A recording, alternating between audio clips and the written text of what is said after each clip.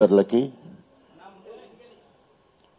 YouTube channels సంబంధించిన వీడియోగ్రాఫర్స్కి ఫోటోగ్రాఫర్స్కి అందరికీ నా యొక్క నమస్కారాలు తెలియజేసుకుంటూ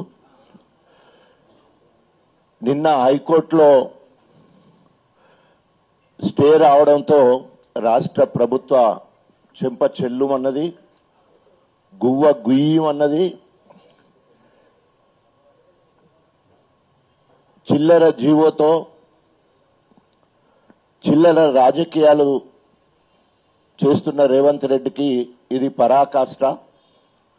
అనేక సందర్భాలలో హైకోర్టు కానీ సుప్రీంకోర్టు కానీ అనేక మంది ప్రజా వ్యతిరేకత ఉన్నా కూడా మరి దున్నపోతు మీద నీళ్లు పడితే అనేక మంది అట్లుంటదని తేలిపోయింది. అనేక సార్లు ఆడింది పాడిందే పాడినట్టు జీవో విషయంలో బీసీల 42% రిజర్వేషన్ అమలు పరచడానికి ఓసారేమో రాజ్యాంగబద్ధంగా 42% అమలు పరుస్తా అంటాడు, రెండవది పార్టీ పరంగానైనా నేను 42% ఇస్తా అంటాడు, మూడోసారి ఆర్డినెన్స్ ద్వారా 42% అంటాడు, నాలుగోసారి బిల్ ద్వారా అంటాడు, బిల్లు తీసుకొస్తా అంటాడు, ఐదోసారి మొన్న జీవో ద్వారా 42% అమలు పరుస్తానని చెప్పేసి పూటకో మాట మాట్లాడుతూ ఈరోజు తెలంగాణలే కాదు యావత్ భారతదేశం మొత్తంలో కూడా ఒక జోకర్ ముఖ్యమంత్రి ఎవరంటే, ఒక చిల్లర ముఖ్యమంత్రి ఎవరంటే, ఒక సైకో ముఖ్యమంత్రి ఎవరంటే రేవంత్ రెడ్డి అని తేలిపోయింది. ఈరోజు అధిష్టానం కూడా కాంగ్రెస్ అధిష్టానము ఆయన పక్క పెట్టినట్టు తెలుస్తా ఉన్నది. తుమ్మితే ఊడిపోయే ముక్కులాగా ఈరోజు రేవంత్ రెడ్డి పరిస్థితి ఉన్నది. ఆయన ముఖ్యమంత్రి దిగిపోతే ఎక్కడానికి ఇద్దరు రెడ్డిలు సిద్ధంగా ఉన్నారు.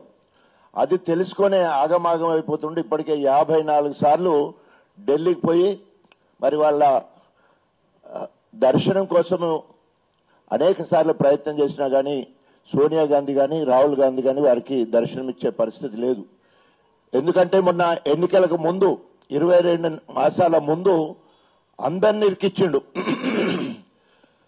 ఖర్గే ఇరికిచ్చిండు, అదేవిధంగా రాహుల్ గాంధీని ఇరికిచ్చిండు, ప్రియాంక గాంధీని ఇరికిచ్చిండు, ఆఖరికి సోనియా గాంధీని కూడా హామీలు ఇవ్వడంలో 6 గ్యారంటీలు 420 హామీలు ఇవ్వడంలో వాళ్ళందరినీ ఇరికిచ్చిండు, వాళ్ళందరినీ బాధ్యులు చేసిండు. కానీ ఏ ఒక్కడి కూడా నెరవేరక ఈరోజు గ్రామాలలో తిరుగుతున్నప్పుడు కాంగ్రెస్ మీద బగ్గున మండిపోతా ఉన్నారు ప్రజలందరూ కూడా. ఇవన్నీ చూసిన తర్వాత దిక్కుతోచని పరిస్థితులలో కుడిదిలో పడ్డ ఎలుక లెక్క రేవంత్ రెడ్డి కొట్టుకునే పరిస్థితి కనబడతా ఉన్నది.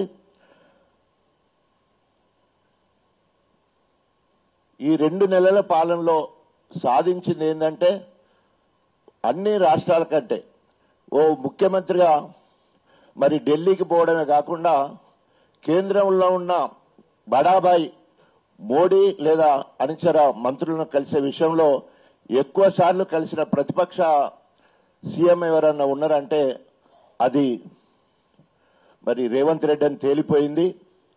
ఆయన అనేక అబద్దాలు ఆడి దివాలా కోరుతనంతో ముఖ్యమంత్రి అయినా కూడా అది నిలుపుకునే పరిస్థితి లేక ఈరోజు మరి కింద మీద అయిపోతా ఉన్నాడు.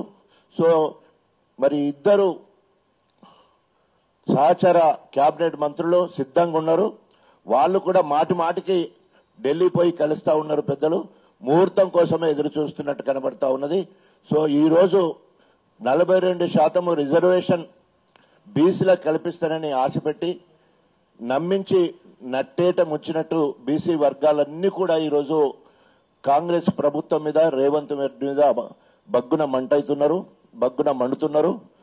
రేపు రాబోయే రోజుల్లో ఇప్పుడైతే 6 వారాల వరకు స్టే ఉన్న తర్వాత అప్పీల్ చేసుకోవడానికి సమయం ఇచ్చింది. తర్వాత ఎలక్షన్లు పెట్టే అవకాశం లేనే లేదు.